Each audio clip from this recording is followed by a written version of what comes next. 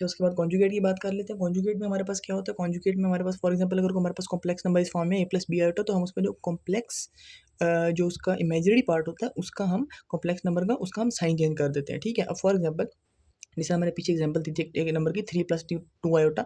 Let's say वो number 3 plus 2 iota यहाँ पे कहीं पे एग्जिस्ट कर रहा था। जब हम उसका कॉन्जुगेट लेंगे तो वो बन जाएगा पहले था 3 प्लस 2 आयोटा।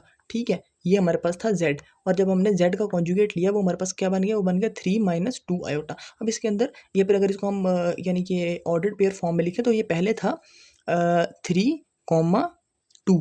ठीक हो गया, और बाद में क्या बन गया, बाद में बन गया 3, -2। अब इसमें आप देखो तो इसका जो x है, x जो इसका इस पॉइंट का जो एक्स कोऑर्डिनेट है वो बिल्कुल सेम रहा है, बट इसका जो वाई है वो चेंज हो गया है। वाई इसका बिल्कुल ऑपोजिट हो गया। तो इसमें क्या होगा, जब अगर ये यहाँ पे लाई कर रहा होगा तो फिर ये जब इसका पहले ये यहाँ पे था तो फिर जब इसका हमने जो इसका कॉन्जुगेट होगा वो कहाँ पे लाई करेगा, वो यहाँ पे लाई करेगा। और लेट से अगर ये एक पॉइंट ऐसे था कि ये -3 था और यहाँ पे -3 था, क्योंकि ये तो चेंज होना नहीं है ना। तो अगर ये पहले वाला पॉइंट देखो, अगर ये पॉइंट था, ये पॉइंट कहाँ पे लाई कर रहा होगा, ये पॉइंट यहाँ पे लाई कर रहा होगा, और इसका कॉन्जुगेट कहाँ पे होगा, ऊपर यहाँ पे होगा। ठीक है, ये कॉन्सेप्ट होता है कि अगर आप कोई भी, अगर आपके पास कोई पॉइंट है जिसका आपने यानी कि जो आपके पास फर्स्ट क्वाड्रेंट में है उसका जब आपने कॉन्जुगेट लिया वो फोर्थ क्वाड्रेंट में चला जाएगा, बिकॉज उसमें वाई नेगेटिव हो रहा है ना, वाई ऑपोजिट जा रहा है। अगर कोई फोर्थ में है उसका वाई नेगेटिव होगा, फिर जब उसका साइन चेंज करेंगे तो फिर वो फर्स्ट में आ जाएगा। ठीक है, इसी तरह अगर कोई क्वाड्रेंट क्या नाम है उसका, अगर कोई पॉइंट सेकंड क्वाड्रेंट में है तो जब आपने उसका जब आप कॉन्जुगेट लेंगे तो फिर वो थर्ड क्वाड्रेंट में चला जाएगा, और अगर वो थर्ड क्वाड्रेंट में होगा तो ऑब्वियसली वो ऊपर आ जाएगा।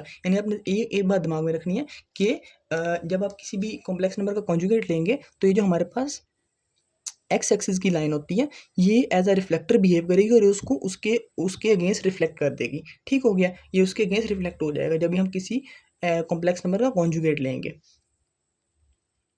ये तो ये कॉन्जुगेट की बात। और फिर अगर हम ऐसे करेंगे, फॉर एग्जांपल मेरे पास एक कॉम्प्लेक्स नंबर था, लेट से मेरे पास कॉम्प्लेक्स नंबर था 3 प्लस 2 आयोटा। ठीक है, इसको मैंने माइनस कर दिया, लेट से माइनस जेड, तो वो क्या बन गया, वो बन गया -3 -2 आयोटा। ठीक है, तो अगर मेरे पास पहले जो था 3 प्लस 2 आयोटा वो यहाँ पे एग्जिस्ट कर रहा था, तो उसका जो नेगेटिव होगा वो यहाँ पे एग्जिस्ट करेगा। ठीक है, इसीलिए अगर हम किसी भी कॉम्प्लेक्स नंबर का जब हम नेगेटिव लेंगे तो फिर वो बिल्कुल ऑपोजिट वाले क्वाड्रेंट में चला जाएगा। लेट से अगर वो पहले में होगा तो वो तीसरे में चला जाएगा, दूसरे में होगा तो वो चौथे में चला जाएगा, चौथे में होगा तो दूसरे में आ जाएगा, तीसरे में होगा तो पहले में आ जाएगा। ठीक है, ये बेसिक चीज़ें हैं, ये इसी तरह आपको पता होनी चाहिए, इनमें से एमसीक्यूज अक्सर आ जाते हैं।